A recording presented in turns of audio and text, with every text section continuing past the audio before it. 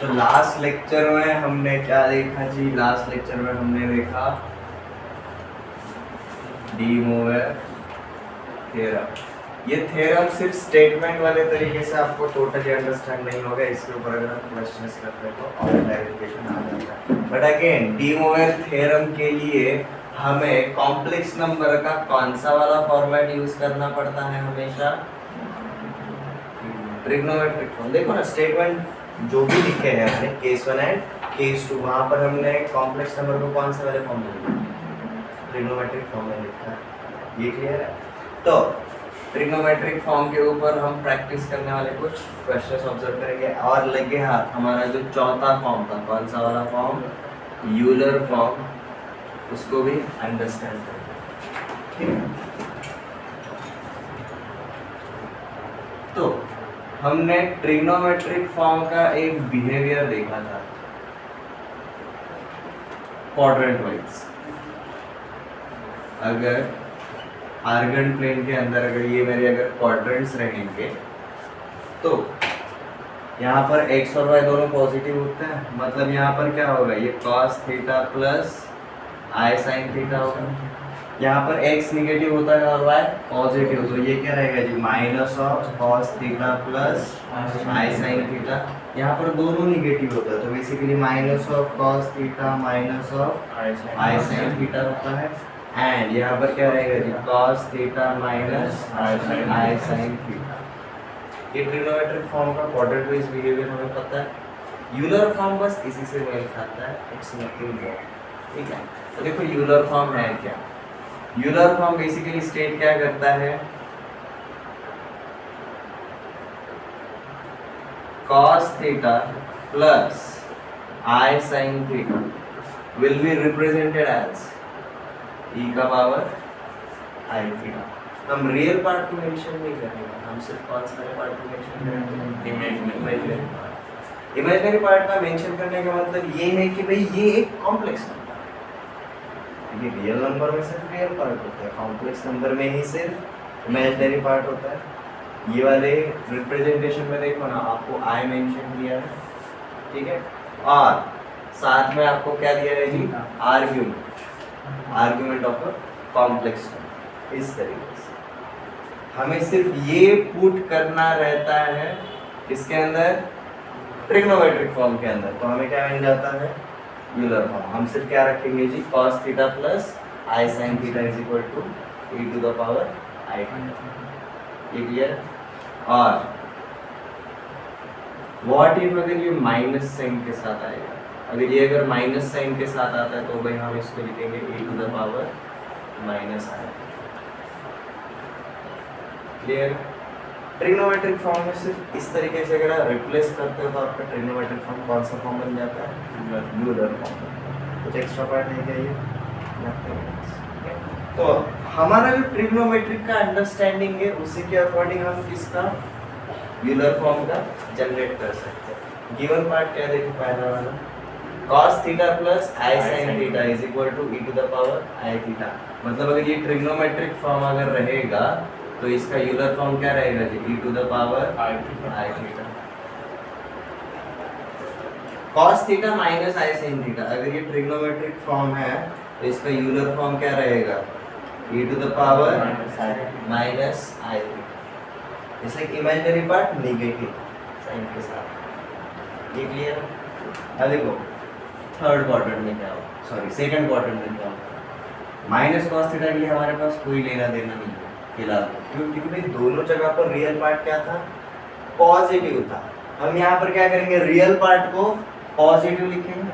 मैंने minus sign अगर common ले लिया तो ये क्या बन जाता है जी? cos theta minus i sine theta. और ये तो हम जानते हैं ये क्या है? e to the power minus i theta. ये क्या बन जाएगा? Minus of e to the power minus i theta. यहाँ पर माइनस साइन अगर कॉमन ले लिया तो अंदर क्या हो जाता है? प्लस। ये क्या बन जाता है? Minus of e to the power. Euler form बस आपका इतना है। यूलर फॉर्म का फायदा क्या होता है? आपको हर बार ये लिखना नहीं पड़ेगा। ट्रिग्नोमेट्रिक फॉर्म इसकी जगह आप सीधा क्या लिख सकते हैं? ये वाला पार्ट लिख सकते। ये क्लियर है?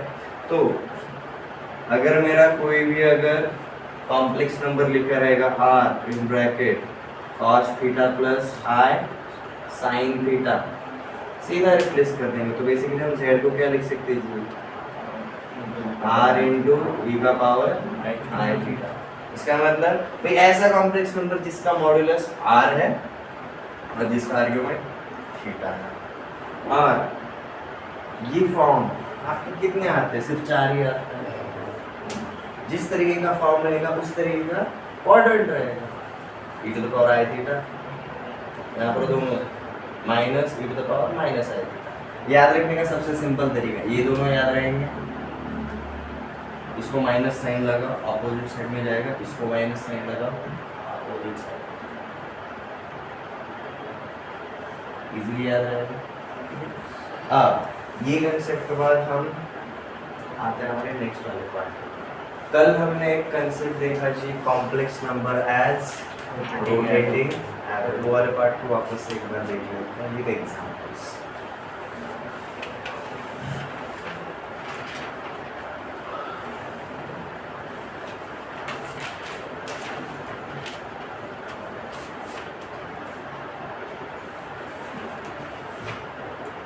यूलर फॉर्म में से कितना मेंशन किया करोगे?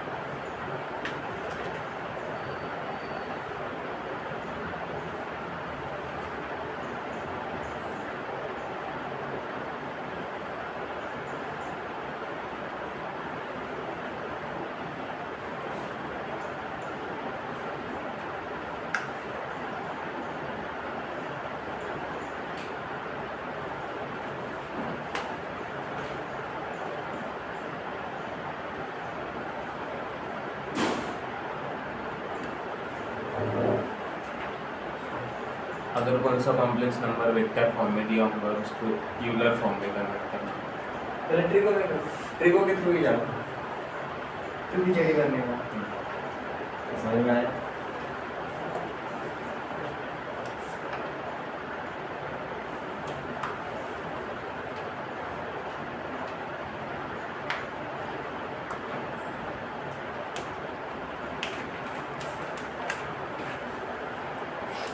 अब देखो हमारा पॉइंट पी क्या है? It is affix of complex number z, और कॉम्प्लेक्स नंबर z क्या लिखा है जी हमने?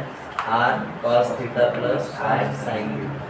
ठीक है, अब इसका मतलब क्या रहता है कि हमारा ये जो रहेगा ये डिस्टेंस आपका r रहेगा और ये एंगल क्या रहेगा कि आपका थीटा रहेगा। ठीक है, ये हमने कल देखा था। अब हमने इस पार्ट को क्या किया जी? रोटेट किया था एक एंगल के साथ। तो हमें अब कौन से वाले पॉइंट पे गए जी? हम नेक्स्ट पॉइंट क्यू के ऊपर गए। ठीक है, अब ये जो क्यू रहेगा ये क्या रहेगा जी? It is affix of Z. क्या रहेगा आपका? देखो सेम मॉड्यूलस रहेगा, आर का आर ही रहेगा, बट आर्गुमेंट चेंज हुआ था। ये हमने कितने वाले एंगल से रोटेट किया था जी? अल्फा वाले एंगल से रोटेट किया था। और फिर ये ओ क्यू का एक्स एक्सिस के साथ या फिर रियल एक्सिस के साथ कितना एंगल है? Theta plus alpha. तो हम यहाँ पर थीटा की जगह आप क्या लिखेंगे? थीटा प्लस अल्फा लिखेंगे। तो देखिए क्या हो जाता है जी? Cos of theta plus alpha plus i sine of theta plus alpha. अब मज़ेदार बात, आपको ना ये बड़ा बड़ा वैल्यू लिखा है, इसलिए एक साथ अंडरस्टैंड करने में थोड़ा सा कंफ्यूजन होता है। उस टाइम पे भी गया था, इसलिए यूलर फॉर्म लिखा था। अब हम क्या करेंगे? OP, वेक्टर OP और वेक्टर OQ, ये जो है लिखे हुए है ये वाले फॉर्मेट में, उनको हम कौन से वाले फॉर्मेट में लिखेंगे? यूलर वाले फॉर्मेट में। और देखो इसका यूलर फॉर्मेट क्या रहेगा? r e का power i theta, r R e का power i theta plus alpha. Theta plus alpha, ये रहेगा, ये क्लियर है? यहाँ तक किसी को कोई डाउट? अब देखो ना, इन दोनों के ऊपर देखते हैं हम किससे शुरुआत करेंगे, यहाँ से। Let's just say this is our equation 1 और हम इसके ऊपर ऑब्जर्वेशन करना शुरू करेंगे। क्या लिया जी हमने, आर इंटू ई का पावर, अब ये आई को अगर हर एक के साथ मल्टीप्लाई कर दिया तो ये क्या हो जाता है, आई थीटा प्लस आई अल्फा, बराबर है। और पावर्स का एडिशन, इसका मतलब क्या रहेगा, पावर्स को सेपरेट करेंगे तो दोनों का बेस ई ही रहेगा। इसका मतलब क्या रहता है, आर इंटू ई का पावर आई थीटा इंटू ई का पावर आई अल्फा, ऐसे ही रहेगा। अब इक्वेशन 1 के हिसाब से हमारा आर इंटू ई का पावर आई थीटा क्या है, जेड, ये तो नया वाला पोजीशन।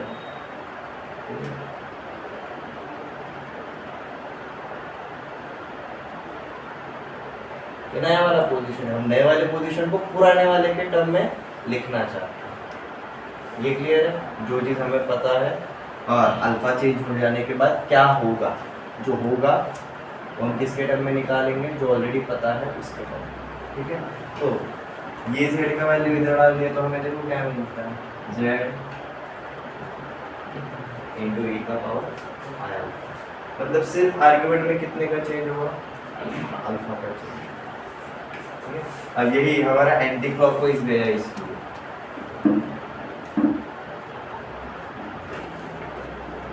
अभी अगर क्लॉकवाइज जाता तो क्लॉकवाइज अगर अल्फा का चेंज होता तो क्या होता है, ये जेड नेगेटिव साइन के साथ, ये क्लियर है? इसके क्वेश्चंस करते हैं, देखिए।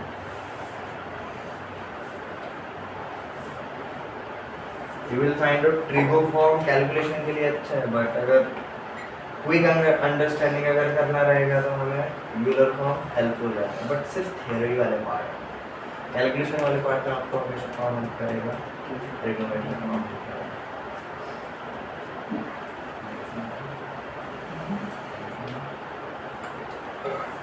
क्वेश्चन ले लो, if Z1 Z2 and Z3 कल का ही क्वेश्चन है। अब यहाँ पर वो एग्जैक्ट स्टेटमेंट लेकर आया था, प्रूव दैट वाला पार्ट लेकर आया, क्योंकि प्रूव दैट वाले पार्ट के ऊपर ये कंसेप्ट थ्योरी में अच्छे से समझ में आ रहा है। Vertices of equilateral triangle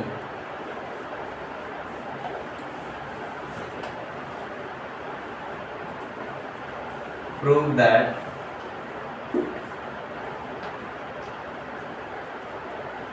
Z1 square plus Z2 square plus Z3 square is equal to Z1 Z2 plus Z2 Z3 plus Z3 Z1।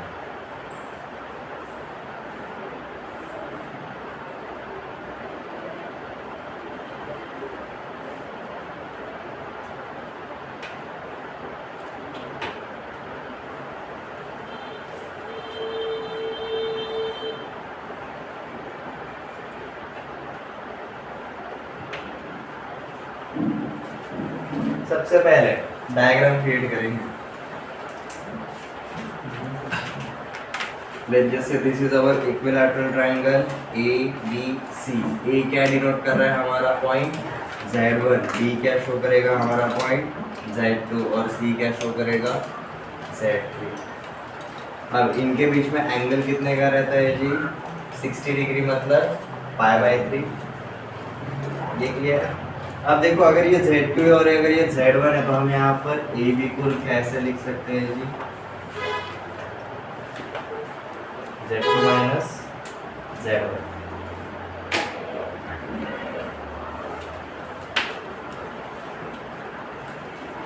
हाँ, अगर किसी भी इसको अगर वेक्टर वाले फॉर्मेट में अगर लिखने के लिए जाएंगे A से लेकर B, तो भाई and point minus initial point हमेशा याद आए, x2 minus x1, y2 minus y1। ये डिस्टेंस फार्मूला हम अगले वाले पॉइंट से हम पिछले वाले का पोजीशन माइनस करते हैं, ये वेक्टर का फॉर्मेट होता है। तो यहाँ पर ए बी को क्या बोल सकते हैं जी, हमारा ए बी क्या रहेगा बेसिकली Z2 माइनस Z1 रहेगा। A B Z2 minus Z1 है, बी ए क्या होगा Z1 माइनस Z2। समझ में आ रहा है? डोंट वरी, ये वेक्टर्स में वापस से होने वाला है, वेक्टर्स में ही बेसिकली होता है। हमारा BC क्या रहेगा, BC Z3 माइनस Z2, और हमारा AC क्या रहेगा Z3 माइनस Z1। अगर एज पर आवर रिक्वायरमेंट अगर कभी चेंज करना पड़ेगा तो ये भी हम चेंज कर सकते हैं, ठीक है। अब देखो ये वेक्टर AB और AC के बीच में कितने का एंगल है, सब जगह पर आपका π/3 का ही एंगल। अब आप कौन से साइड को कौन से साइड के टर्म में लिखना चाहते हो तो आपके ऊपर डिपेंड है, बट हमें जो प्रूव करना है उसके अकॉर्डिंग हमें कुछ पर्टिकुलर सिलेक्शंस करना है, ठीक है। So let's start with our vertex E। कौन से पॉइंट से शुरुआत करेंगे, AC। हम आइदर AB को AC के टर्म में लिखेंगे या फिर AC को AB के टर्म में लिखेंगे, क्योंकि भाई रोटेटिंग एरो के हिसाब से मेरा पिवोट पॉइंट कौन सा रहेगा, पॉइंट A रहेगा, ठीक है। अब सोचो आप कैसे जाना चाहते हो, ये जो 60 डिग्री का एंगल है वो आप AC से एंटी क्लॉकवाइज डायरेक्शन AB पे आना चाहते हो या फिर AB को आप AC के टर्म। तो लेट्स जैसे मैंने वेक्टर AB को लिखने का सोचा, वेक्टर AB को किसके टर्म में लिखना चाहता हूँ मैं, वेक्टर AC के टर्म में। वेक्टर AC में कितने का रोटेशन करना पड़ेगा, π/3, बट सेंस देखो कौन सा है, क्लॉकवाइज मतलब नेगेटिव। तो ये क्या हो जाएगा, vector AB is equal to vector AC original into E का पावर क्या रहेगा, जितने का एंगल चेंज हुआ, तो ये क्या आएगा आपका E का पावर माइनस π/3। आइडिया बाद में लिखते हैं आई थीटा थीटा ऐसे। अब लिख जैसे ये क्या बन गया हमारा इक्वेशन, ठीक है। अब देखो AB को हम क्या लिखेंगे, Z2 माइनस Z1, और AC को हम क्या लिखेंगे, Z3 माइनस Z1। अब इक्वेशन 1 मिल गया, अब हमें एक और इक्वेशन की जरूरत पड़ेगी, ठीक है। अब कोई भी दूसरा वाला पिवोटिंग पॉइंट पकड़ना, हमने सबसे पहले A पकड़ा, B लेना। अब पिवोट पॉइंट हमने B पकड़ लिया, अब चूज करो BC को BA के टर्म में लिखना है या फिर BA को BC के टर्म में। हमने तो एक एंटी क्लॉकवाइज कर लिया, अब एक क्लॉकवाइज कर लेते हैं, हम BA को BC के टर्म में लिखते हैं। हमने क्या किया दिया, सही है,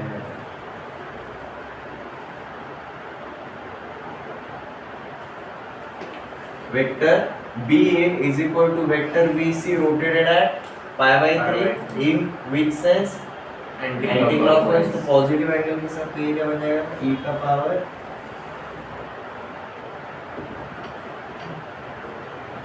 इस तरीके से हो जाएगा। ये क्या बन गया आपका इक्वेशन, ठीक है। अभी अब तक इक्वेशन नहीं बने, हमें AB BA AC और BC को किसके टर्म में लिखना पड़ेगा जी, Z1 Z2 और Z3 के टर्म में, ठीक है। वो लिख लेते हैं।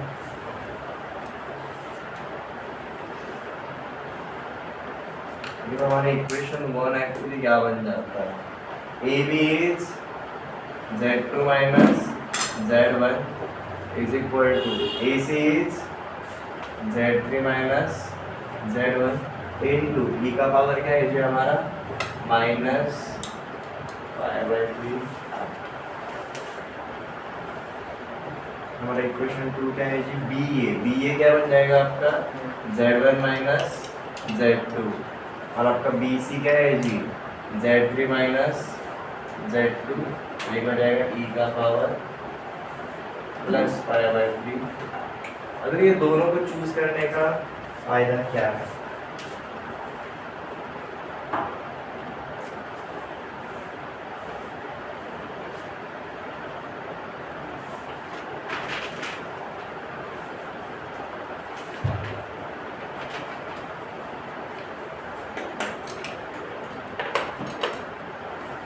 इनके पावर्स, E के पावर्स देखो इक्वेशन 1 और 2 के अंदर, कैसे पावर से?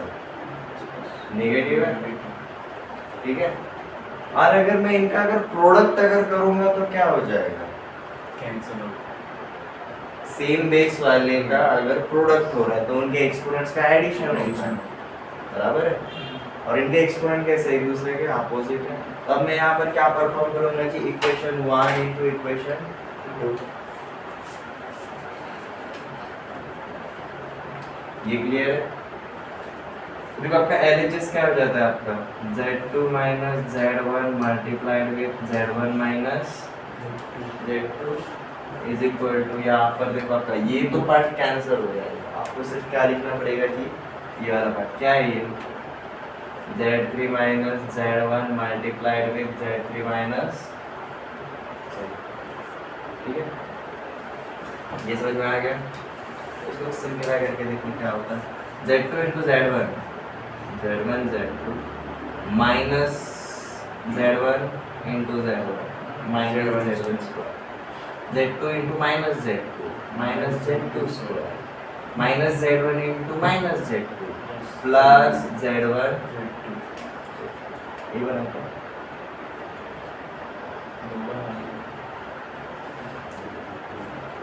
Z2 Z1 Z2 सही तो लिखा। यहाँ पर क्या मिलेगा हमें Z3 स्क्वायर, ठीक है, माइनस Z2 तो माइनस Z2 Z3 और माइनस Z1 ये minus Z1 Z3 minus Z1 plus Z2 plus Z1 Z2, ठीक है। अब दोनों साइड से आपका प्लस Z1 Z2 और प्लस Z1 Z2 क्या हो जाएगा आपका कैंसिल हो जाएगा, ठीक है। अब इधर के जो दो नेगेटिव साइन वाले इधर भेज दो, इधर के दो नेगेटिव साइन वाले उधर भेज दो। देखो आपको क्या मिलता है, यहाँ पर सबसे पहले है जी Z1 Z2, उधर के माइनस साइन वाले इधर आ गए plus Z2 Z3 plus Z1 Z3 is equal to इधर के माइनस साइन वाले उधर गए तो Z1 square plus Z2 square plus,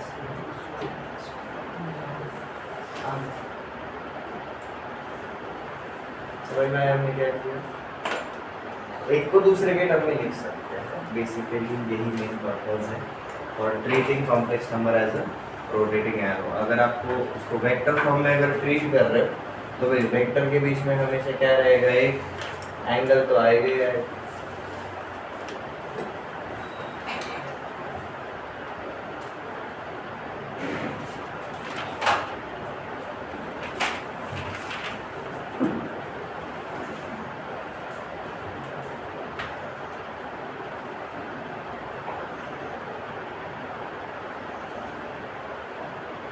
अब JEE में इसी को थोड़ा सा कॉम्प्लिकेटेड लेवल पे भी पूछा गया, व्हाट इफ अगर मेरा एंगल तो रोटेट हो रहा है या फिर मेरा एक वेक्टर ऐसा है एक कॉम्प्लेक्स नंबर और दूसरा कॉम्प्लेक्स नंबर ऐसा है, बट दोनों का लेंथ सेम नहीं है, दोनों की लेंथ में भी अब एक चेंज आ रहा है, तो भाई इस वेक्टर को इसके टर्म में लिख सकते हैं, इस लेवल पे भी जाता है इसी कंसेप्ट का। वो भी दिखा देता हूँ शॉर्ट में क्या होता है, पहले नोट डाउन कर लो।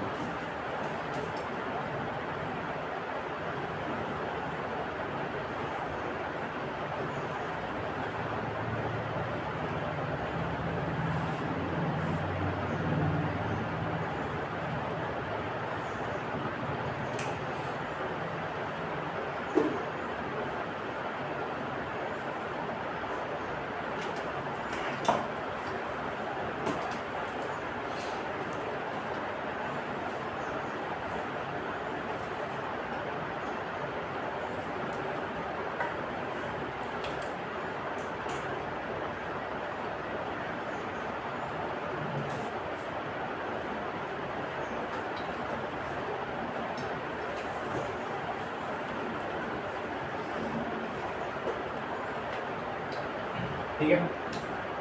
अब मैटर नहीं करता Z1 का आर्ग्यूमेंट क्या है, क्योंकि भाई Z1 और Z2 के बीच का कितना एंगल है, अल्फा एंगल, ठीक है। अब देखो मैं Z1 को क्या लिख सकता हूँ, लेट्स जस्ट से Z1 का modulus is mod of Z1, ठीक है। और इसके साथ कौन रहेगा, ये थीटा रहेगा, अगर ये थीटा है तो बराबर। Z ऐसे लिखेंगे। Z2 क्या होगा जी, Z2 is equal to mod of Z2, साथ में कौन होगा e का पावर थीटा प्लस अल्फा होगा, ठीक है, I bracket theta plus alpha, ये रहेगा। अब हम किसको सॉल्व करते हैं जी, इसको छेड़खानी करते हैं थोड़ा सा। Z2 को हमने क्या लिखा है जी, मॉड ऑफ Z2 e का power I theta into e का पावर I अल्फा, इस तरीके से, ठीक है। अब ये e का पावर I थीटा के साथ कौन है, मॉड ऑफ Z1 है, बराबर है। मैं वो यहाँ पर लेकर आ सकता हूँ, बट बैलेंस करने के लिए अगर मैं मल्टीप्लाई करूँगा तो साथ में क्या करूँगा, डिवाइड भी करूँगा। तो मैंने यहाँ पर क्या किया, देखो Z2 यहाँ पर मॉड ऑफ Z2, मैंने मॉड Z1 से मल्टीप्लाई भी किया और साथ में मॉड Z1 से डिवाइड भी किया, इसके साथ इसके साथ। यहाँ पर कुछ फर्क पड़ा क्या, ऊपर वाले इक्वेशन में और नीचे वाले इक्वेशन सब कुछ सेम ही है, बट अब ये वाले पार्ट के ऊपर फोकस करो। ये कौन है अपना, ये अपना Z1 है। तो अब हम क्या बोल सकते हैं, Z2 क्या बन जाता है जी, mod Z2 upon mod Z1 into Z1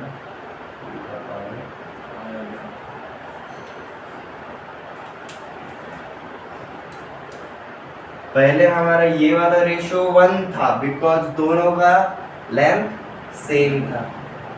अब लेंथ अलग अलग होगा तो क्या होगा, सिर्फ ये नया वाला पार्ट एक्स्ट्रा है, रोटेटिंग होगा। नोट कर लीजिए, डबल के लिए जाता है,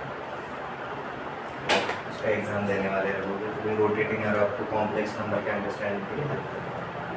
ये क्लियर है, यहाँ तक कोई डाउट है?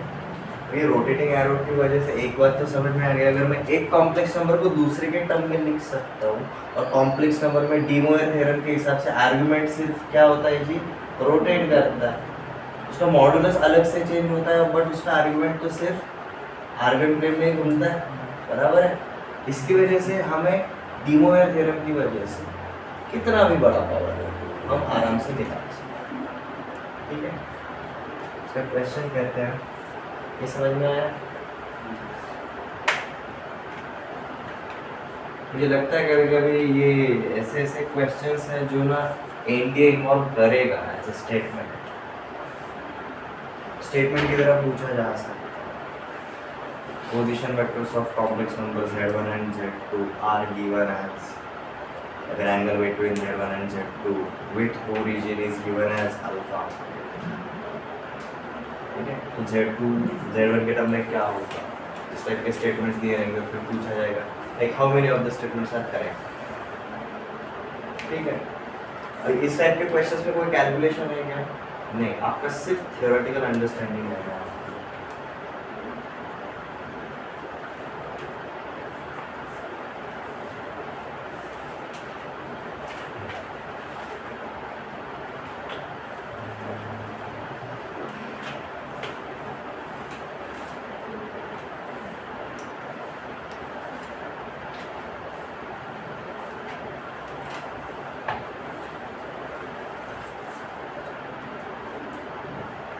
डी मोवर्स है, ठीक है।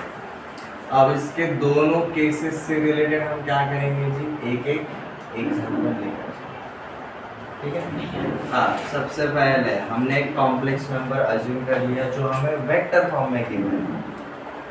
वेक्टर फॉर्म वाला पकड़ के चलो जी, 1 प्लस माइनस √3, आपको ये दिया और आपको फाइंड आउट करने के लिए क्या बोला है जी, फाइंड जाएगा पावर, ये क्लियर। ये हमारा कौन सा वाला केस है, फर्स्ट वाला, जब हमारा n क्या होता है जी, एक इंटीजर, ये क्लियर है। तो इसके लिए हम क्या करेंगे जी, डी मोयर थ्योरम के एप्लीकेशन के लिए हमने एक बेसिक एल्गोरिथम क्रिएट किया हुआ। ये 2-3 चीज़ें तो आपको करनी है। तो फर्स्ट है represent complex number in polar form या फिर हम इसी को क्या बुलाते हैं जी? ट्रिग्नोमेट्रिक। ये आपका सबसे पहला काम होना चाहिए।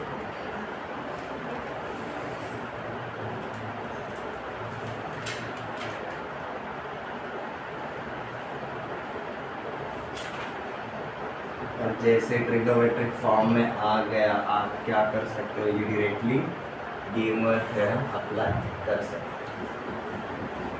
ठीक है। केस 1 में हमने क्या देखा था? हमारे जो वैल्यूज थे वो कितने थे? डिस्कस किया था कल ही जाते थे। केस 1 के अंदर हमारे जब भी z का पावर n रहेगा, हमें कितने वैल्यूज मिलता है? सिर्फ एक वैल्यू मिलता है, ओनली वन। इसलिए केस 1 काफी इजी। चलो इसके ऊपर ट्राई करके देखते हैं। इसका ट्रिग्नोमेट्रिक फॉर्म क्या रहेगा? सबसे पहले हमें इसको एक वेक्टर फॉर्म में तो लिखना पड़ेगा ना। ये आपका कॉम्प्लेक्स नंबर प्योर फॉर्म में भी नहीं है। हमें क्या लिखना पड़ेगा इसको? z = 1 plus √3r। यह हो गया आपका वेक्टर फॉर्म। अब जैसे ये वेक्टर फॉर्म हो गया तो अब मुझे क्या चाहिए रहेगा जी? मुझे r फाइंड आउट करना रहेगा। r क्या रहेगा मेरा? √1² प्लस √3²। ये क्या मिला आपको? 2 मिला। आपको थीटा चाहिए रहेगा। थीटा क्या रहता है जी? It is tan inverse of, या फिर हम क्या बोलेंगे सीधा, tan थीटा = √3/1। तो हमें क्या मिला जी? π/3 60 डिग्री। यहाँ तक क्लियर? अब देखो आपको ना थीटा मिल गया,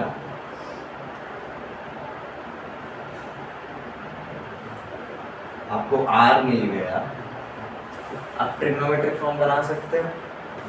तो देखो हमारा यही z का ट्रिग्नोमेट्रिक फॉर्म क्या बन जाता है? It is 2 in bracket cos of π/3 plus i sin of π/3। ये आपका क्या बन गया? z। कॉम्प्लेक्स नंबर का कौन सा वाला फॉर्म? ये क्लियर है? अब ये बनने के बाद हम डी मोवर थ्योरम आराम से अप्लाई कर सकते हैं। अब हमारे केस 1 के अंदर हमने क्या बोला था, क्या ऑब्जर्व किया था? अगर z ये अगर रहेगा, z का पावर 4 मतलब क्या रहेगा? ये आपका RHS का पावर 4 रहेगा। और RHS का पावर 4 मतलब इसका भी पावर 4 है, इसका भी पावर 4। तो ये आपका बन जाता है ये 2⁴ in bracket cos of π/3 plus i sin of π/3। इसका भी पावर क्या हो जाएगा आपका? 4 हो जाएगा। जो फाइंड आउट करना है उसके हिसाब से। बट डी मोवर थ्योरम के हिसाब से हमने क्या देखा था? मॉड्यूलस का तो पावर हो जाता है, बट आर्गुमेंट का वही पावर आर्गुमेंट का मल्टीपल हो जाता है। क्लियर है? तो जैसे हम यहाँ पर क्या अप्लाई करेंगे? ये अप्लाई डी मोवर थ्योरम। जैसे आप अप्लाई करोगे तो आपको क्या मिलेगा? 2⁴ इन ब्रैकेट cos ऑफ 4 से मल्टीप्लाई किया तो 4π/3 प्लस i sin ऑफ 4π/3। अब 4π/3 मतलब आप सीधा 240 डिग्री। ठीक है? अब 240 डिग्री मतलब कौन से क्वाड्रेंट में है? Third quadrant. ठीक है? अब इसको ना मैथमेटिकल रिप्रेजेंटेशन के हिसाब से देखो। आपका सबसे पहले थीटा क्या मिला था? π/3 मतलब ये यहाँ पर 60 डिग्री पे था, बराबर है। 4 से मल्टीप्लाई किया मतलब अब क्या हो जाएगा आपका? 60 + 60 120 + 60 180 + 60 240। आपको यहाँ पर मिला। अब आप ये प्लस 4π/3 को उल्टे साइड से भी लिख सकते हो। आपको कई बार अपना कैलकुलेशन में ये आता है, बट आपको ना ऑप्शन में क्या मिलता है? आपको ये मिलता है cos of -2π/3 plus i sin of -2π/3। ये दोनों के दोनों सेम ही है, क्योंकि आप ये ऊपर से 240 गिनो या फिर नीचे से 120 गिनो, हम यहीं पर आने वाला है, ये क्लियर है एवरीवन? ये रहता है हमारा simple D model.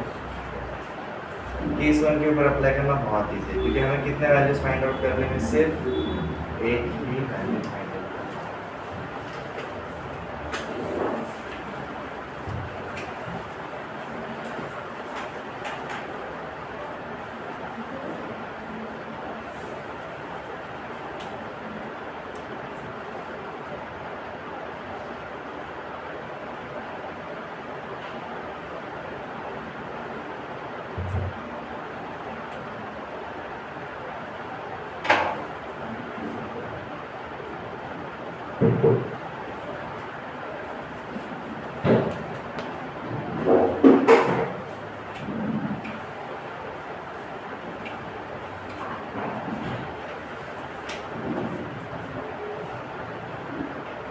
Case two क्या है जी हमारा? जब हमारा n क्या रहेगा जी? n इज रैशनल नंबर मतलब हमारा कौन सा वाला फॉर्मेट? p/q फॉर्मेट है।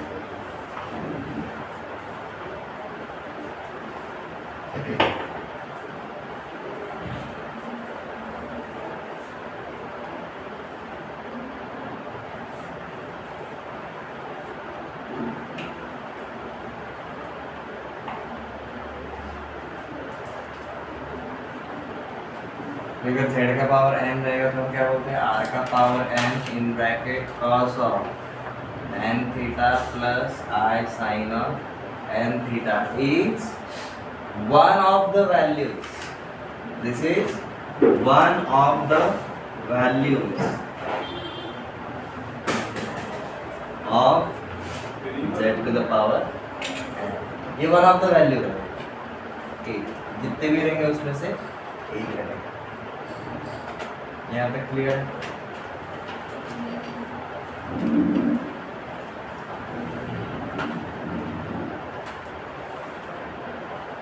इसके लिए भी हमने क्या बनाया है जी? एक एल्गोरिथम बनाया। केस 1 के एल्गोरिथम में कितने स्टेप्स थे? 2 स्टेप्स थे। यहाँ पर आपके 4 स्टेप्स रहेंगे, ध्यान दो। पहला वाला representing,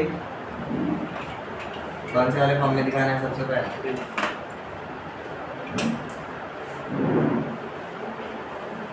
representing trigonometric form. Second, add 2m pi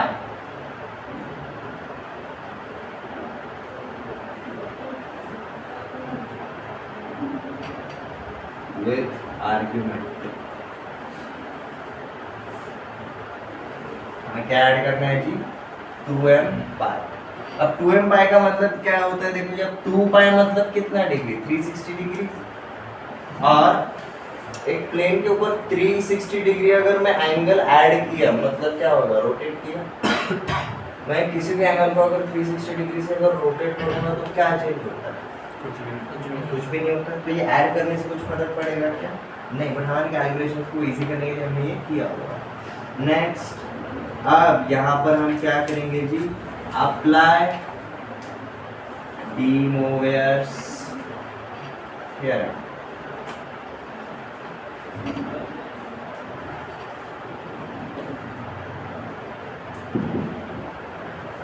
ठीक है?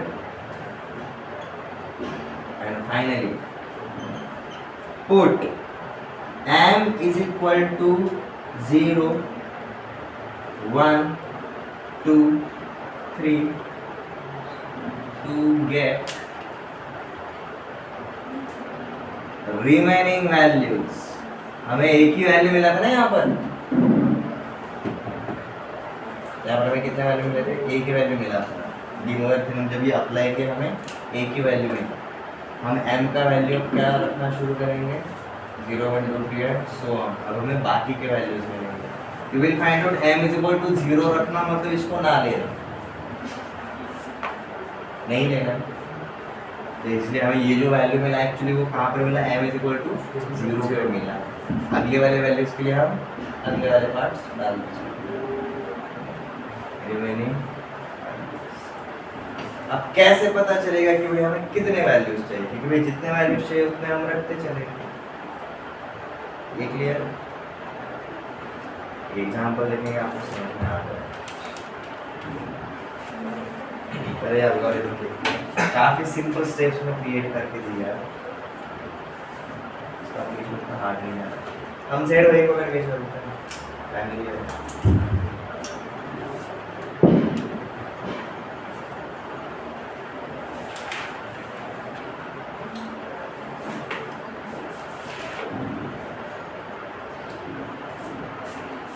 तो भाई हमें z क्या दिया है जी, z दिया है जी 1 प्लस रूट 3 i, और आपको देखो फाइंड आउट करने के लिए क्या बोला है, आपको फाइंड आउट करना है जी z का पावर 3/4,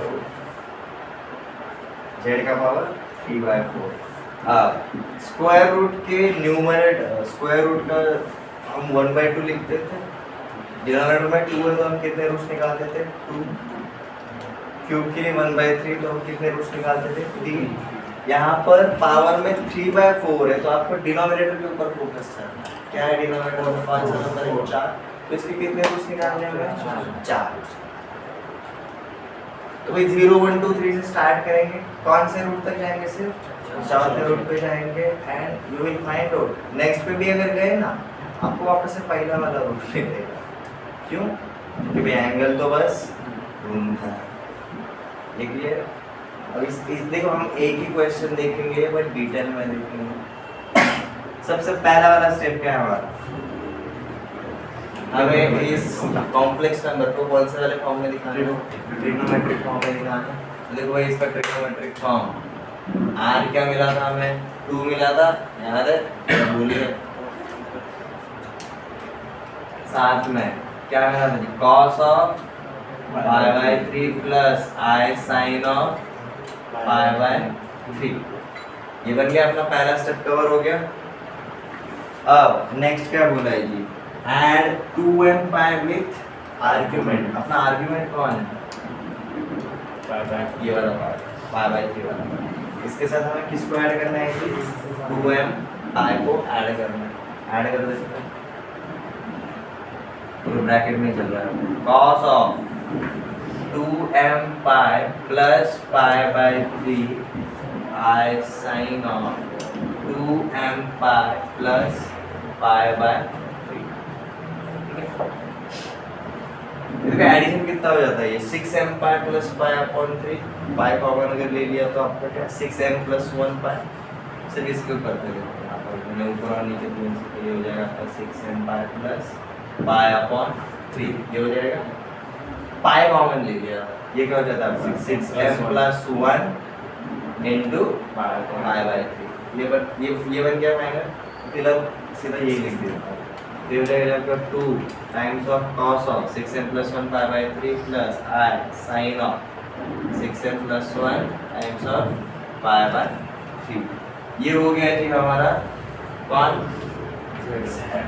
नया वाला फॉर्म आफ्टर अप्लाइंग स्टेप 2। यहाँ तक क्लियर, कोई डाउट? नेक्स्ट अब क्या करेंगे जी, हम जो भी फाइंड आउट करना है, हमें फाइंड आउट करने के लिए क्या बोला है, z का पावर 3/4। अगर ये z है तो भाई इसका पावर 3/4 मतलब क्या होगा, कि इसका भी पावर 3/4 होगा, इसका भी पावर 3/4 होगा, और cos of 6m plus 1 times of pi/3 plus i sin of 6m plus 1 times of pi/3, इसका भी पावर क्या रहेगा, 3/4 ही रहेगा। And D Moyer theorem apply करने के लिए बोला है उन्होंने, अप्लाई करने से क्या होता है, आर्ग्यूमेंट के अंदर देखो क्या चेंज आता है। ये जो पावर n था वो अब किधर आया, इसके मल्टीप्लिकेशन में आया। ये क्या बोल रहा है, इस वन ऑफ द वैल्यूज, तो हमें अब तक सिर्फ एक वैल्यू मिलने वाला है, ठीक है। तो देखो क्या हो जाता है, z का पावर 3/4, मैं LHS बार बार लिखते नहीं बैठूंगा। अंदर देखो ये 3/4 इसके साथ मल्टीप्लाई होगा, आर्गुमेंट के साथ 3/4 इसके साथ मल्टीप्लाई होगा, इसके साथ 3/4 मल्टीप्लाई होगा, तो देखो क्या बचेगा, 3 3 कैंसिल, pi/4 बचेगा। तो देखो ये मल्टीप्लिकेशन के बाद मेरा क्या होगा, इस बार आया दिख नहीं रहा बट समझ में आना चाहिए। Applying D molars theorem, DMT के बाद क्या होता है? cos of 6m plus 1 times of pi by 4 plus I sin of 6m plus 1 times of pi by 4। ये बन गया, हो गया जी हमारा अप्लाइंग इनवर्स थ्योरम। अब हम शुरुआत कहाँ से करेंगे? m इज इक्वल टू 0 रखेंगे, आपको पहला रूट मिल जाता है। क्योंकि देखो ना m इज इक्वल टू 0 रखने की वजह से ये क्या हो जाता है? सिर्फ pi by 4। यहाँ तक किसी को कोई डाउट? यहाँ तक नोट डाउन कर। तीसरे स्टेप तक बहुत इजी, ठीक है। हमें अब चुन चुन के जो एक एक रूट निकालना है वो कौन करता है जी? हमारा चौथा।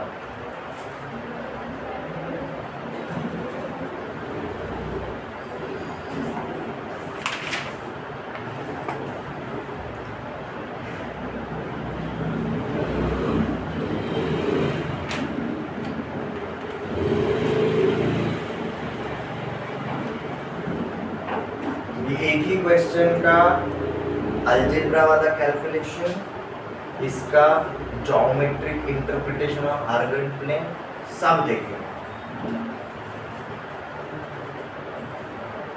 डी मोलर थ्योरम को एनडीए में शॉर्ट ट्रिक के जैसा कैसे यूज करना है वो भी बता दूंगा। तो शॉर्ट ट्रिक को वैल्यू कब मिलता है पता है? कीमत कब मिलती है? शॉर्ट ट्रिक एकदम स्पेशल कब बनता है? जब उसका ना डिटेल वाला पार्ट ना हर एक पार्ट कवर कर दे उसका, और बहुत बड़ा डिटेल चुटकियों में सॉल्व करे, तब शॉर्ट ट्रिक मैटर करता है। आप सिर्फ शॉर्ट ट्रिक पता करके कुछ भी नहीं कर सकते।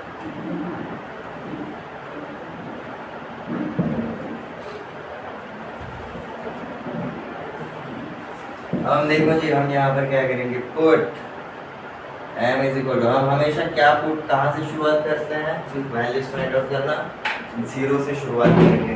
देखो अब m इज इक्वल टू 0 रखेंगे तो हमें पहला वाला रूट मिलेगा, ठीक है। देखो m इज इक्वल टू 0 रखेंगे तो देखो हमें फर्स्ट रूट क्या मिलता है? 2 का power 3/4 in bracket m is equal to 0, तो ये क्या बन जाएगा आपका? cos और pi/4 plus I sin of pi/4, बराबर है। cos pi/4 और sin pi/4 का वैल्यू आप जानते हो क्या रहता है? 1/2, 1/2। और ये क्या रहता है आपको? √2/, 1/2 मतलब 2 का पावर -1/2। ये clear?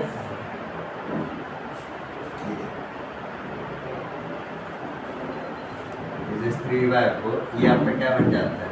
1/√2 plus I times of 1/√2 में 1/√2 कॉमन ले सकता हूँ, आपका क्या बन जाता है? 2 का पावर 3/4।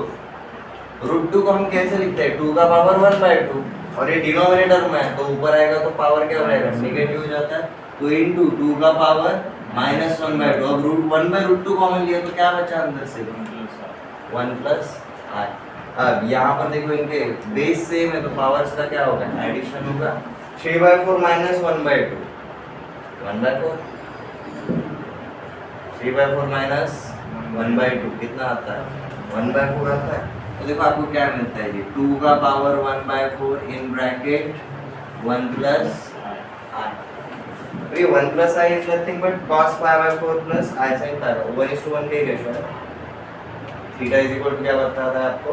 pi/4। कौन से वाले आर्ग्यूमेंट में मिला आपको? याद करो, pi/4 में, ठीक है। ये याद रखने के लिए किया है, हम जब प्लॉट करेंगे ना उसी के हिसाब से प्लॉट करेंगे। क्लियर है? पहला वाला रूट मिल गया। अब हमें टोटल कितने रूट चाहिए? 4 रूट्स चाहिए। अब m is equal to 1 put करेंगे। अभी हर बार कैलकुलेशन के चक्कर में मत पड़ो, क्विकली कैसे करना है तो आप सीधा एक टेबल बना सकते हो। m इज इक्वल टू 1 डालेंगे, m इज इक्वल टू 2 डालेंगे, m इज इक्वल टू 3 डालेंगे, तो देखो क्या हो जाता है। m इज इक्वल टू 1 डाला तो 7 pi/4, 2 to the power 3 pi by 4, sorry 3 by 4 cos of 7 pi by 4 plus I sin of 7 pi by 4. m is equal to 2 डाला तो देखो क्या मिलता है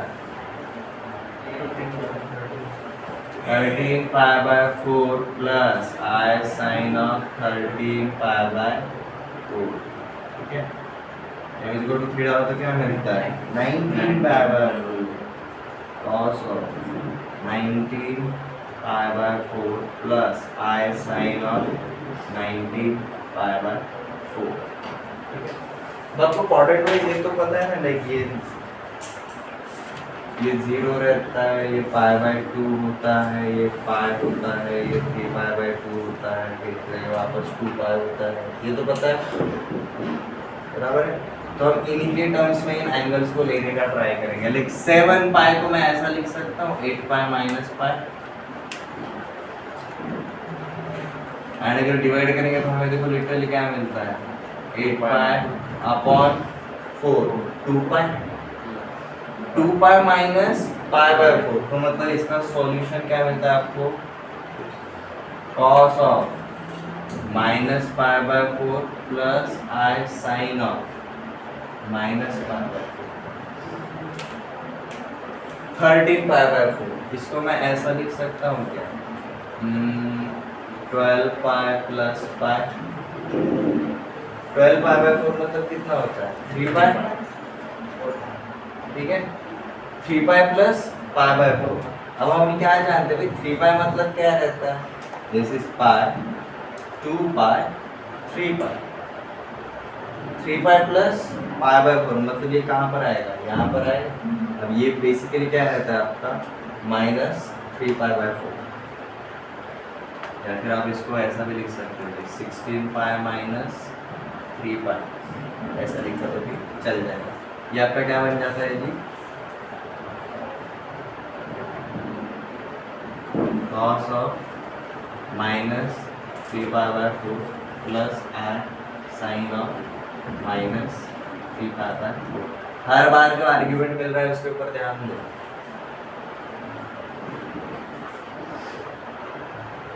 देखो यहाँ पर क्या होता है 19 पाई बाय 4 को मैंने क्या लिखा है जी 16 pi plus 3 pi, 16 pi upon 4 4 pi, 4 pi is nothing but 2 times of 2 पाई मतलब अगेन 0 ही रहेगा। ये बन जाता है 2 का power 3 by 4 cos of 3 pi by 4 plus i sine of 3 pi by 4। हमें जो हर एक आंसर मिला ये वाला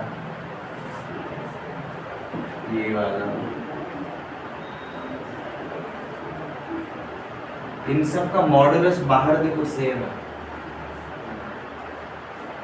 इनका सिर्फ क्या चेंज होता है मतलब इसके जो भी चारों के चारों रूट्स रहेंगे उन सब का लेंथ सेम रहेगा, उनका सिर्फ क्या चेंज होगा जी पोजीशन चेंज होगा, एंगल चेंज। ये समझ में आ गया, ठीक है।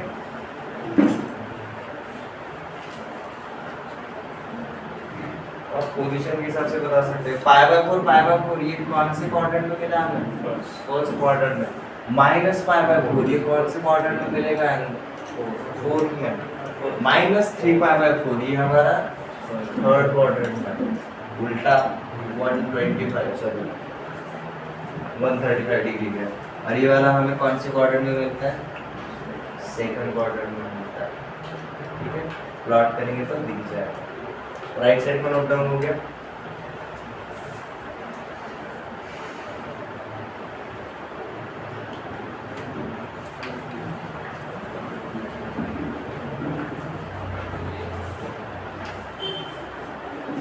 अब देखो ये जो सारे के सारे रूट्स हैं ना हम किसके ऊपर देखेंगे जी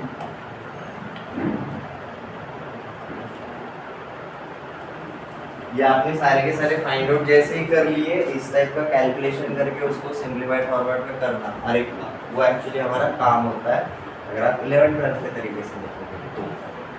बट हिंदी के तरीके से हमें कैलकुलेशन के अंदर ज़्यादा टाइम स्पेंड नहीं करना, हमें डायरेक्टली उसका बिहेवियर कहाँ पर ऑब्जर्व करना है आर्गन प्लेन के ऊपर।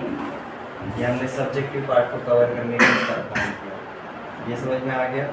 हर एक को अगर कैलकुलेट करोगे ना तो देखो आपको क्या मिलेगा यहाँ पर 2 का power 3/4 in bracket fourth quadrant है ना, तो 1/√2 माइनस 1/√2 आएगा। पहला वाला रूट क्या मिला था जी हमें? 2 का पावर 3/4 1/√2 प्लस 1/√2 आएगा। हमें ये वाला देखो आंसर क्या मिलेगा, 2 का पावर 3/4 माइनस 1/√2 माइनस 1/√2। ठीक, थर्ड क्वाड्रेंट में साइन और कॉस दोनों के दोनों थर्ड क्वाड्रेंट में रहे एक्स वाई दोनों नेगेटिव होते हैं। ये वाला रहेगा जी माइनस 1/√2 प्लस 1/√2। ये हमें क्या मिले जी? 4 अलग अलग रूट्स मिले हुए हैं। अब इसको हम किसके ऊपर प्लॉट करेंगे? आर्गन प्लेन के ऊपर। तो देखो आर्गन प्लेन के ऊपर जैसे ही इनका रिलेशन देखोगे आपको क्लिक हो जाएगा। फर्स्ट क्वाड्रेंट ये वाले डायरेक्शन में गया जी, at an angle of, angle क्या था पहले वाले का आर्गुमेंट क्या था? पाई/4 मतलब देखो यहाँ पर कौन कितने डिग्री पे रहेगा? 45 डिग्री पे रहेगा। और ये पूरे कैलकुलेशन के टाइम पे हमें क्या मिला जी? इसका आर्गुमेंट, सॉरी ये वाला 2 का पावर 3/4 बराबर है। ये टोटल लेंथ क्या था जी? बेसिकली 2 का पावर 3/4 इसी वाली लेंथ का। हमने क्या देखा? चारों के चारों रूट्स का जो लेंथ है, जो मैग्नीट्यूड है या फिर जो मॉडुलस है वो क्या है? सेम है, उसमें कुछ चेंज हुआ है क्या? नहीं। तो देखो ये लेंथ में बार बार लिखते नहीं बैठूंगा, अब सिर्फ हम क्या देखेंगे जी? इनका पोजीशन। ये हमारा कौन सा रूट है जी? First root. सेकंड वाला रूट -π/4 पे मिला, -π/4 यहाँ से -π/4 जाना है, मतलब एंटी क्लॉकवाइज से इसमें जाऊंगा। ये क्लियर है? नीचे वाली डायरेक्शन में दिस इज -π/4 दैट्स व्हाई ये ऊपर का +π/4। नेक्स्ट जो थर्ड है इसका क्या मिला कि हमें आर्गुमेंट -3π/4। अगर -π/4 45 है तो 3π/4 मतलब क्या रहेगा? मुझे 45 डिग्री 3 बार जाना पड़ेगा, तो मैं कहाँ पर आऊँगा? यहाँ पर आऊँगा। ये आपका क्या हो जाता है आर्गुमेंट? -3π/4। और चौथे वाले का क्या मिला जी आपको? +3π/4। ये चारों रूट्स का आर्गन प्लेन के ऊपर ना पोजीशनिंग किस तरीके से हो एक बार देखो। पूरे आर्गन प्लेन कितना डिग्री का एंगल कवर करता है? ओरिजिन से एक आर्गन प्लेन ओरिजिन से कितना डिग्री कवर कर सकता है? मैक्सिमम 360। हमें कितने रूट्स फाइंड आउट करने हैं? तो 4। आप फाइंड आउट करोगे भाई ये चारों के चारों रूट्स एक दूसरे के साथ सेम एंगल बनाते हैं। ये समझ में आ गया? The whole 360 degree of argon plane get divided equally into number of roots. ये क्लियर है? आपने यहाँ तक काफी इंटरेस्ट से देखा, आपको ये कैलकुलेशन करना जानते हैं, बराबर है भाई? आप सिर्फ ये वाला पार्ट करना है। आपको कौन सा मिल गया जी रूट? पहला वाला रूट मिल गया, बराबर है? आपको बाकी जो रूट्स है उनका मॉड्यूलस फाइंड आउट करना पड़ेगा क्या अलग से? नहीं, हमें क्या चाहिए? उनका सिर्फ पोजीशन चाहिए, एंगल चाहिए, बराबर है? क्लियर? तो क्या करना है? सीधा 360 डिग्री को हम इक्वल पार्ट्स में डिवाइड करें। कितने पार्ट्स? जितने रूट्स फाइंड आउट करने हैं उतने। हमें कितने पार्ट्स चाहिए थे? यहाँ पर 4 पार्ट्स चाहिए थे। तो देखो शॉर्टकट में हम क्या करते हैं? हम सबसे पहले क्या फाइंड आउट करेंगे? सिर्फ पहला वाला रूट यहाँ तक, वहाँ पर सीधा पॉज ले लेंगे। हमारा जो टोटल आर्गन प्लेन है वो कितने डिग्री का है?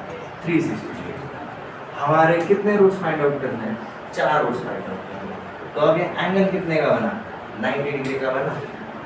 तुम्हें पहले रूट से 90 डिग्री पे दूसरा रूट, उससे 90 डिग्री पे तीसरा रूट, उससे 90 डिग्री पे चौथा, आगे same length, position is different. ये क्लियर है एवरीवन?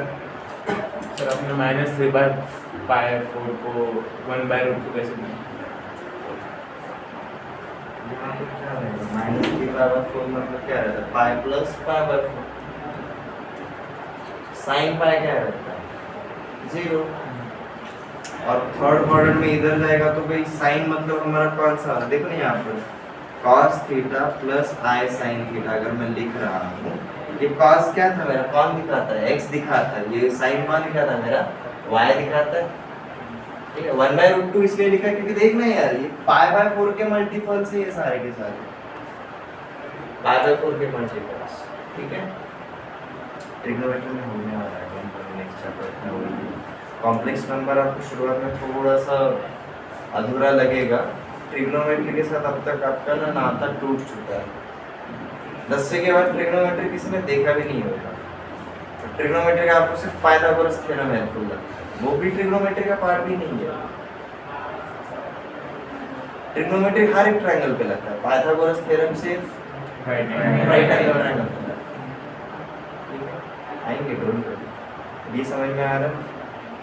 सिर्फ इतना याद रख, साइन के ऊपर ध्यान। थर्ड क्वाड्रेंट में दोनों की दोनों वैल्यूज नेगेटिव।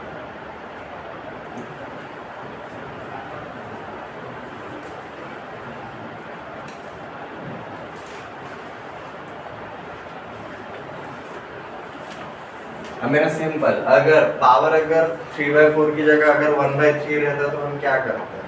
हम कितने रूट्स फाइंड आउट करते? सिर्फ एक रूट फाइंड आउट करते हैं एंड बाकी का 360 डिग्री को कितने पार्ट में डिवाइड करेंगे? आप 3 इक्वल पार्ट में डिवाइड करेंगे। सेम लेंथ रहेगा, अब सिर्फ क्या हो जाएगा? आपका पोजीशन चेंज हो जाएगा।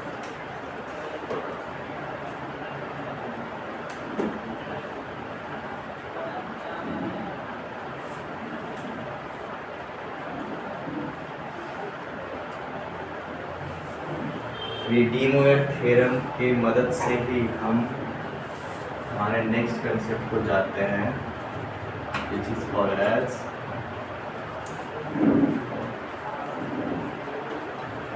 Cube roots of unity. और मैथ में यूनिटी का मतलब रहता है जी नंबर 1।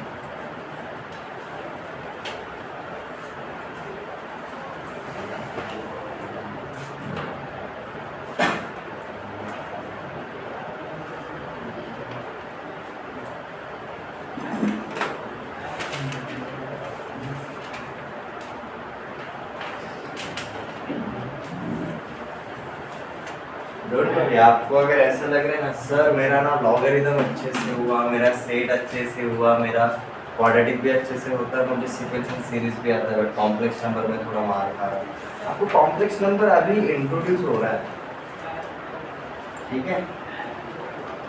और उसके ट्रिग्नोमेट्रिक फॉर्म को यूज करने के लिए आपको ट्रिग्नोमेट्रिक भी थोड़ा सा एडवांस लेवल का पता होना चाहिए। और हम जैसे बोला एक एक कंसेप्ट लर्न कर रहे हैं। ट्रिग्नोमेट्री हमारा नेक्स्ट चैप्टर जब रहेगा हम वापस से इसके ऊपर आने वाले हैं। Cube root of unity. अब वो क्यूब रूट ऑफ यूनिटी, अब यूनिटी मतलब क्या रहेगा आपका? नंबर 1। अब आर्गन प्लेन के ऊपर अगर मैं ये यूनिटी को अगर देखना चाहूंगा तो मुझे कहाँ पर मिलेगा? यहाँ पर मिलेगा 1,0 के ऊपर। कि भाई इसका अगर क्यूब रूट अगर फाइंड आउट करना है तो भाई हम सीधा क्या पकड़ के चल रहे हैं? हमारा एक्चुअली ये z क्या रहेगा? 1 रहेगा। इसका क्यूब रूट फाइंड आउट करना है। देखिए ना,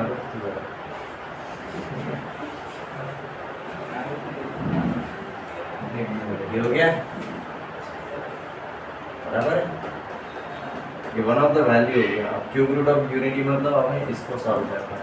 z cube is equal to 1 तो क्या हो जाएगा? z cube minus 1 is equal to 0। अगर ये कौन से टाइप का इक्वेशन बना है? क्यूबिक इक्वेशन बना। इसके हम फैक्टर्स जानते हैं। ये क्या होता है आपका? z माइनस 1 एक ब्रैकेट में, दूसरे ब्रैकेट में हो जाएगी z square plus z plus 1 is equal to 0। ये बन जाते हैं इसके दो फैक्टर्स। और अगर ये दो फैक्टर्स का मल्टीप्लिकेशन अगर आपका जीरो है तो आइदर ये जीरो है या फिर वो जीरो है। तो यहाँ पर क्या बोलता है, therefore z-1 is equal to 0 और z² plus z plus 1 is equal to 0। ये हमारा कंसेप्ट, ठीक है। तो हेडिंग डालो क्यूब रूट ऑफ यूनिटी,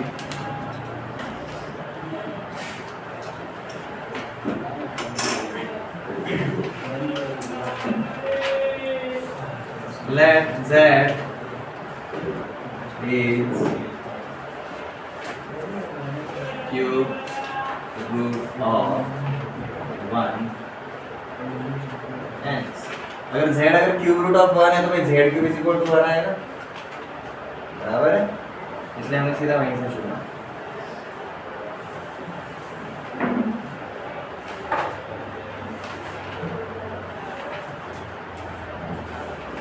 और देखो यहाँ पर z-1 इज इक्वल टू 0, तो इसका मतलब क्या हो जाएगा, z इज इक्वल टू 1 बार। अभी आपका कौन सा टाइप का इक्वेशन है जी, क्वाड्रेटिक इक्वेशन है। यहाँ पर हम कौन सा वाला फॉर्म लगाएंगे, डिस्क्रिमिनेंट फॉर्म लगाएंगे। तो देखो अभी यहाँ पर आपको z के दो वैल्यूज मिलता है, क्या रहेगा आपका -b plus minus root over b² 1 -4ac -4 1 -4 -3 अगर इसके अंदर है तो एक हो जाएगा आपका √3 i अपॉन 2a मतलब 2। समझ में आ गया। तो z आइदर आपका ये होगा या फिर z क्या रहेगा हमारा ये रहेगा। बट क्यूब रूट बोले तो हमें कितने रूट्स मिलने चाहिए, 3 मिलने का। देखो ये हमारा पहला रूट है, प्लस डालेंगे तो हमारा दूसरा रूट मिलेगा, माइनस डालेंगे तो हमारा तीसरा रूट मिलेगा। एक क्लियर है। तो यहाँ पर हम क्या करते हैं जी, z के दो values, z is equal two plus sign के साथ एक लिखेंगे और एक माइनस साइन के साथ। z is equal to -1 plus √3i upon 2 -1 minus √3i upon 2। ये क्लियर है। अब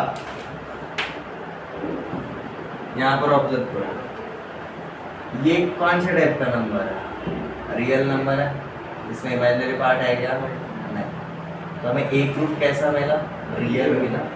ये बाकी के दो रूट्स के अंदर इमेजिनरी पार्ट है, ये बाकी के दो रूट्स कैसे हमारे कॉम्प्लेक्स है, ठीक है। तो हम इनको डिनोट कैसे करते हैं, हम एक रूट को ओमेगा बोलेंगे और दूसरे रूट को क्या बोलते चलेंगे, ओमेगा स्क्वायर, ठीक है। किसी भी एक को ओमेगा बोल सकते हो, दूसरे को ओमेगा स्क्वायर बोल सकते हो। रीजन, इसको अगर स्क्वायर करोगे तो वो मिलेगा, उसको अगर स्क्वायर करोगे तो आपको डोंट वरी, इसके प्रॉपर्टीज लिखा होगा। सबसे पहले क्यूब रूट ऑफ यूनिटी रहते क्या है वो तो देखिए।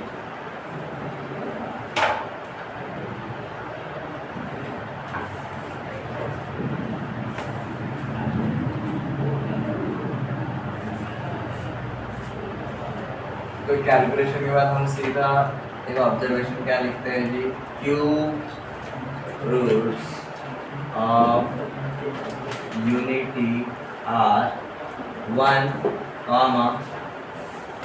-1 प्लस √3i/2, -1 माइनस √3i/2। ये रहेंगे आपके 3 क्यूब रूट्स ऑफ यूनिटी।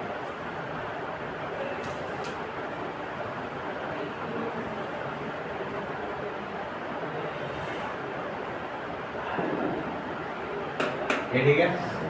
अब इन तीनों क्यूब रूट्स को हम किसके ऊपर प्लॉट करेंगे जी, आर्गन प्लेन के ऊपर प्लॉट करेंगे। अब पहला वाला रूट क्या है हमारा, रियल है। रियल है मतलब इसमें इमेजिनरी पार्ट नहीं रहेगा, और अगर किसी में अगर इमेजिनरी पार्ट अगर नहीं रहता है तो वो रियल एक्सिस पे ही रहेगा सिर्फ। आपका देखो मेरा जो पहला वाला रूट है ना 1, उसको मैंने क्या लिखा है जी 1 + 0। तो इसके कोऑर्डिनेट्स क्या रहेंगे 1, 0। दूसरा वाला क्या है, सेपरेट सेपरेट 2 से डिवाइड कर दो, क्या हो जाता है ये -1/2 प्लस √3/2 है। मतलब रियल एक्सिस पे निगेटिव एंड इमेजिनरी एक्सिस पे ऊपर, तो -1/2 इधर आना है और +√3/2 इधर जाना है। सो भाई यहाँ पर ये क्या हो जाता है, -1/2 -√3/2। अगर आप गौर करोगे these two are conjugate of each other, और कॉन्जुगेट का मतलब क्या रहता है, उसी पॉइंट का मिरर इमेज होता है। ठीक है, अब मजेदार बात, ये टोटल कितना डिग्री है, 360 डिग्री है।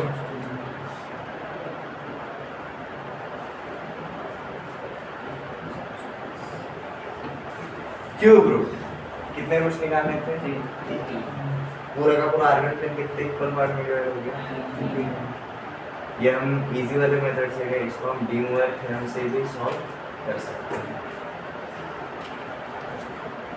समझ में आ गया, ये मैं आपको पॉलिनोमियल मेथड से लेकर गया, सीधे फैक्टर्स निकालने का, इसको हम डी मूवर मेथड के थ्रू भी जा सकते हैं। हम क्या करते हैं, ये 1 + 0i को बनाते ट्रिग्नोमेट्रिक फॉर्म एंड सीधा अंदर रूट्स, ये clear.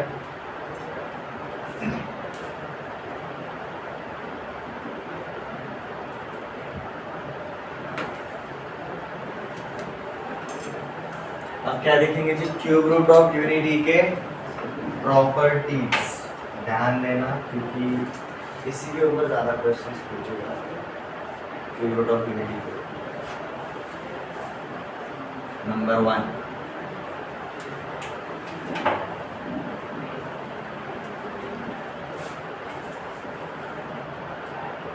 one root is real and other two are complex conjugate of each other.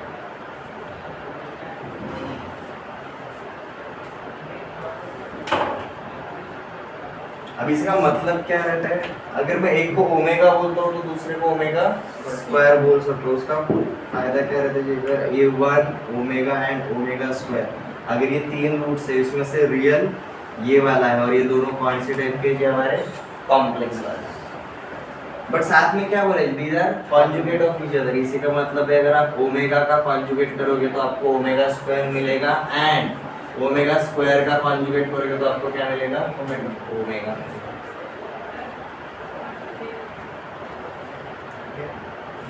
Statement का मतलब ये रहता है, चाहे तो ये भी लिख दो।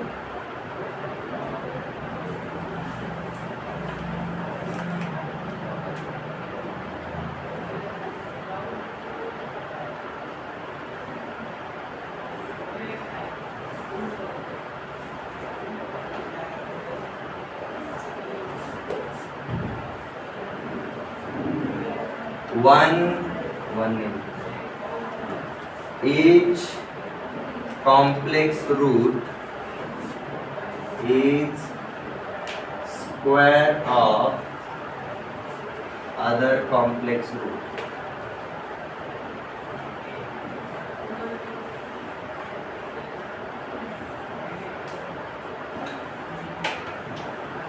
अब इसका मतलब क्या रहेगा, ओमेगा का स्क्वायर आपका क्या रहेगा, ओमेगा स्क्वायर रहेगा, एंड ओमेगा स्क्वायर का स्क्वायर क्या रहेगा आपका, ओमेगा।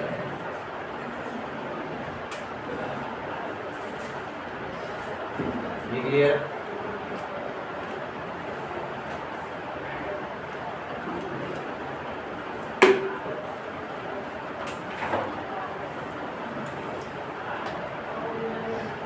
अब देखो सेकंड प्रॉपर्टी को अगर आप देखोगे, ओमेगा स्क्वायर का स्क्वायर मतलब क्या हो जाएगा, ओमेगा का पावर 4 हो जाएगा, मतलब ओमेगा का power 4 is equal to omega.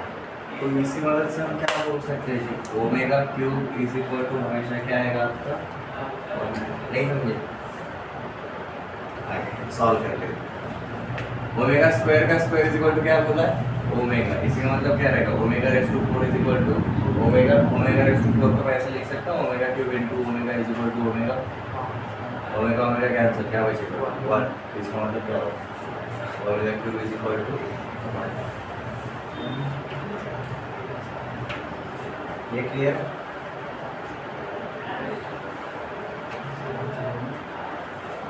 Next 1 plus omega square is equal to 0। अगर आप तीनों रूट्स का अगर एडिशन अगर करोगे, आपका एडिशन कितना आएगा? हमेशा 0 आएगा। देखो -1/2 -1/2 -1 प्लस 1 0 प्लस रूट के बाई 2 है माइनस रूट के बाई 2 है 0, तीनों का एडिशन। अरे कोई ओमेगा क्यूब को ही मैंने क्या लिखा है जी 1 इंटू ओमेगा स्क्वायर, चल जाएगा। ओमेगा क्यूब को मैंने ओमेगा इंटू ओमेगा स्क्वायर लिखा, और 1 से मल्टीप्लाई करो ना करो फर्क नहीं पड़ता। तो ऐसा बोल सकता हूँ like sum of all 3 roots is 0, product of all 3 roots is 1। समझ आया?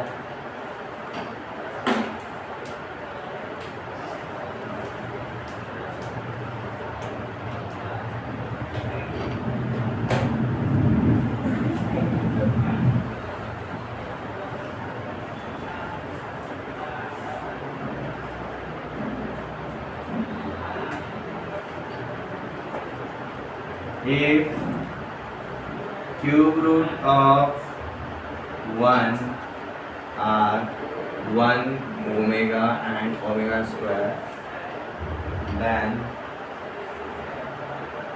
cube root of -1 are -1 minus omega and minus omega square। Cube root of unity मतलब अपन ने पॉजिटिव 1 लिया, cube root of negative unity मतलब -1। अगर 1 के root अगर 1 ओमेगा ओमेगा स्क्वायर है तो -1 के रूट क्या रहेंगे? वही रहेंगे, सिर्फ नेगेटिव रहेंगे। ये है जिसके कितने प्रॉपर्टीज? 6 प्रॉपर्टीज। इसी के ऊपर हमें कभी-कभी एग्जाम्पल्स पूछे जाते, दिखते लगे आप।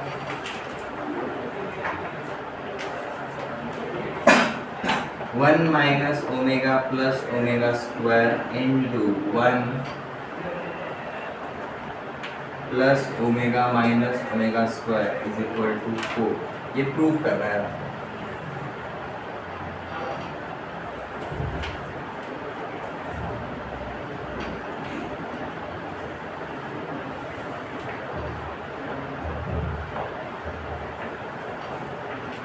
स्टार्ट करें? ओके, हम क्या करेंगे? प्रॉपर्टीज के ऊपर अगर हम देखेंगे तीनों का एडिशन है फिर तीनों का प्रोडक्ट है, ये डिफरेंस वाला अपना डोमेन नहीं है। तो मैंने क्या किया जी, इसको क्या लिखा 1 plus omega square minus omega, और इसको वैसे 1 plus omega minus omega square. मैं LHS से शुरू करूंगा और RHS पे जाऊंगा। ये क्लियर? प्रूव दैट में वही करना है।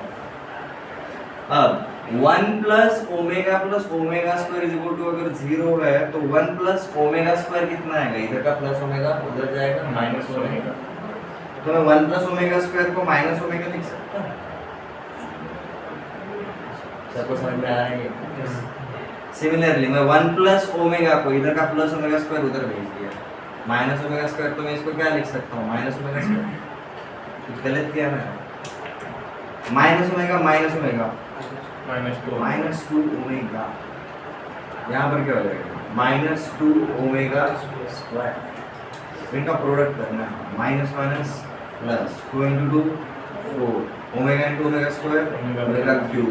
बड़ा ओमेगा क्यूब क्या होता है? 1। हमें क्या मिला जी? 4 मिला, जो कि हमारा क्या है? -2। समझ में हमने क्या किया? सिर्फ प्रॉपर्टीज को यूज करना है। उसमें से पहले 2 वाले जो है वो आपको सिर्फ इंफॉर्मेशन देते हैं, बाद वाले जो है आपको कैलकुलेशंस में हेल्प करते हैं। तीनों रूट्स के बीच में, स्पेशली कॉम्प्लेक्स वाले रूट्स में कैसा रिलेशन है वो पहले 2 बताता है। नेक्स्ट वाला तीनों के बीच में रिलेशन कैसे यूज करना है एग्जांपल्स में होता है।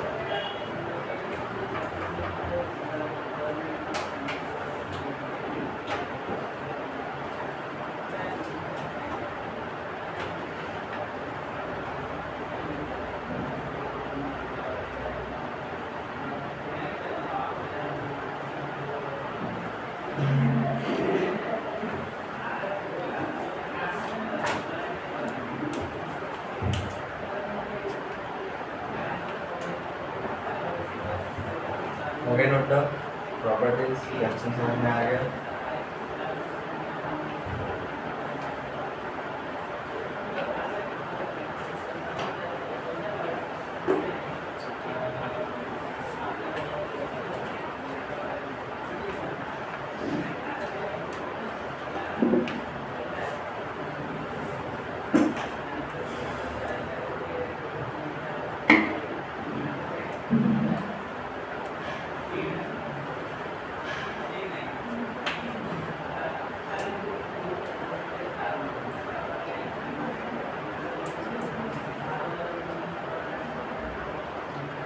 देखो हमारा कॉम्प्लेक्स नंबर जो है वो इतना ही रहता है, यहीं पर आपको क्वेश्चंस ट्विस्ट एंड टर्न करके पूछे जाते हैं, यू विल फाइंड आउट। इसके अंदर कैलकुलेशन है, बराबर है, कैलकुलेशन वाला पार्ट है, और आपको पता चलेगा जहाँ पर भी कैलकुलेशन ज़्यादा है वहाँ पर थियरी या फिर कंसेप्ट काफ़ी छोटा है, जहाँ पर थियरी या फिर कंसेप्ट ज़्यादा है वहाँ पर कैलकुलेशन काफ़ी छोटा है। ठीक है, तो हमारे कॉम्प्लेक्स नंबर का हम एक हेडलाइन फॉर्मेट बना लें। हमारे कितना चैप्टर था? Complex number. कॉम्प्लेक्स नंबर में हमने सबसे पहले क्या देखा जी? इसका इंट्रोडक्शन देखा, और इंट्रोडक्शन के साथ ही हमने सबसे पहले क्या देखा जी? Imaginary quantity. ये इमेजिनरी क्वांटिटी कौन था? आई था, और इसी से रिलेटेड हमने इसका एडजेसेंट कंसेप्ट क्या लिखा जी?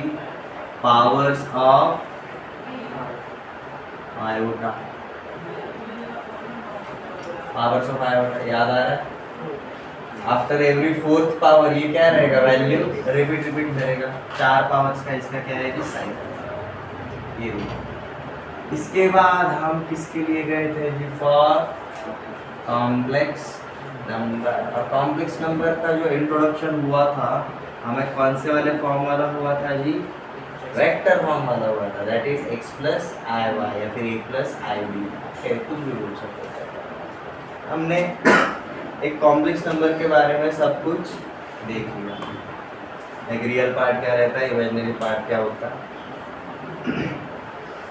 एक कॉम्प्लेक्स नंबर के साथ ही हमें कौन इंट्रोड्यूस होता है जी? Argon plane. और ये क्यों होता है जी? क्योंकि भाई इसके अंदर हमारे 2 एक्सिस होते हैं, कौन से वाले? Real and imaginary. क्योंकि भाई रियल नंबर रियल पे दिखेगा, रियल नंबर लाइन पे दिखेगा, कॉम्प्लेक्स नंबर लाइन नहीं रहता, कॉम्प्लेक्स नंबर का आर्गन प्लेन रहता है, 2 एक्सिस। और जैसे कॉम्प्लेक्स नंबर देखा हमने, उससे रिलेटेड हमने क्या देखना शुरू किया जी? Operations on complex numbers. इसमें से पहले हमने कौन से वाले ऑपरेशंस देखे जो रियल नंबर्स पे भी होते हैं? लाइक कौन से वाले? एडिशन, सब्ट्रैक्शन या फिर डिफरेंस। नेक्स्ट हमने क्या बोला जी? मल्टीप्लिकेशन। उसके बाद हमने इसका क्या देखा जी? रेसिप्रोकल भी देखा था, और साथ में डिवीजन। पहले हमने वो वाले ऑपरेशंस देखे जो रियल नंबर पे भी होते हैं, सिर्फ कॉम्प्लेक्स पे नहीं, एज वेल एज रियल पे भी होते हैं। और इसी के बाद हमने ऐसे 2 नए वाले ऑपरेशंस देखे जो सिर्फ किसका पार्ट है? कॉम्प्लेक्स नंबर का पार्ट है। पहला वाला ऑपरेशन हमने क्या देखा था जी? कॉन्जुगेट देखा था, और दूसरा वाला ऑपरेशन हमने क्या देखा था जी? मॉड्यूलस। ऐसे मॉड्यूलस इसके ऊपर भी लगता है, इसके ऊपर रियल नंबर के ऊपर, बट यहाँ पर ज़्यादा मज़ा आता है प्लेन के ऊपर। ये सही है। इसके बाद हमने क्या देखा था जी? Representation of complex number, 4 forms.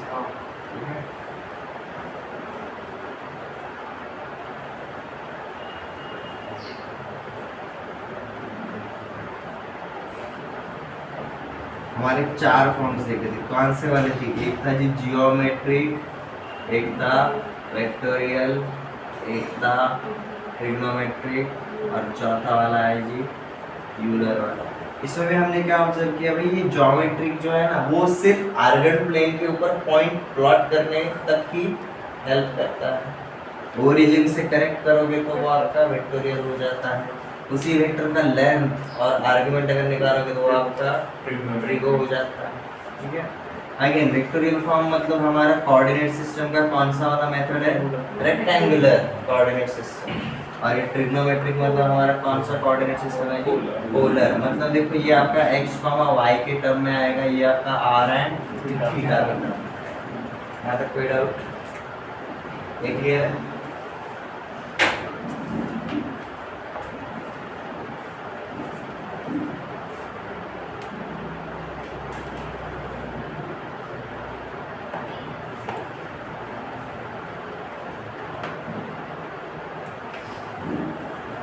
इसके बाद हमने देखा जी interpretation of operations on Argand plane.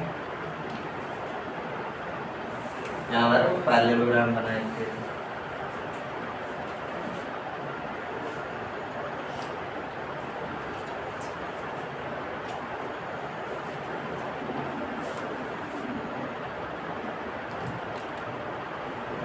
इसके बारे में observations है तो results on conjugate and modulus।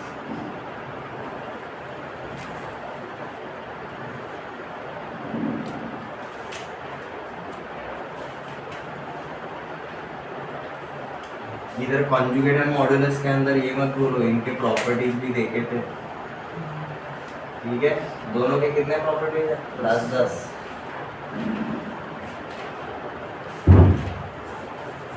इसके बाद यहाँ पर हमने क्या देखा जी? Complex number as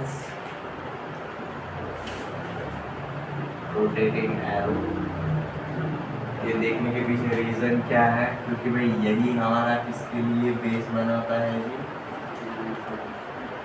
D movers.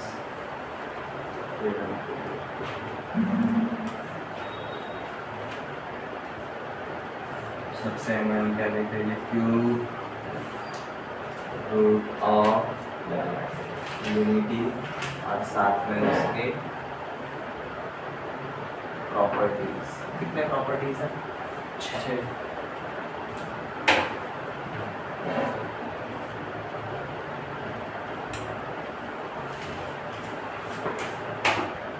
इसमें से बहुत सारा पार्ट ना लिखा है मैंने, बट वो डिस्कस करने के हिसाब से लिखा है। अदरवाइज ये सारी चीज़ें मेंशन करने की जरूरत नहीं चाहता, इतना शॉर्ट में हो जाना चाहिए। हम ये डिस्कस कर रहे हैं इसलिए लंबा लंबा लिखा। ये क्लियर है एवरीवन? कॉम्प्लेक्स नंबर में इसके बारे का कुछ नहीं है। यू विल फाइंड ये सिर्फ ऑपरेशंस के अंदर ही आपका सबसे ज़्यादा कैलकुलेशन, आर्गन प्लेन के ऊपर दिखाने के ऊपर ही आपका सबसे ज़्यादा मेहनत। क्लियर? आपको अगर लग रहा है सर कॉम्प्लेक्स नंबर मुझे अभी भी 40-50% तक समझ में आ रहा है, क्योंकि ट्रिग्नोमेट्रिक फॉर्म जो है वो बाउंस हो जा रहा है। फिलहाल ट्रिग्नोमेट्री चैप्टर अपना खुलने वाला है, इसके बहुत सारे धागे खुल जाएंगे। ट्रिग्नोमेट्री की वजह से ना बहुत सारे द्वार खुल जाते हैं। हमारा पैंडोरास बॉक्स ऑफ फॉर्मूले भी निकलता है। सबसे ज़्यादा फॉर्मूले आपके कहाँ पर आने वाले हैं? ट्रिग्नोमेट्री के अंदर। फॉर्मूले बुक का बताया था, मंडे से शुरू करेंगे आप लोग। मंडे को मुझे क्या चाहिए? नेक्स्ट लेक्चर में सबके पास एक ब्लैंक मतलब लाइन वाले खाली, इतना थिक नहीं चाहिए आपको। 100 पेजेस का रहा तो भी चल जाएगा, इतने फॉर्मूले बन जाएगा। वो फॉर्मूले बुक जो रहेगा हम आपके लंच टाइम के बाद बनाना शुरू करेंगे। रीज़न बताओ, खाना खाने के बाद ना सॉल्व करने के चक्कर में नहीं करना। आपने ऑब्जर्व किया, खाना खाने के बाद आप सुस्ता आते हैं, ऐसे में रिसाइट कर रहे हैं मंत्रोपचार के जैसे। ठीक है,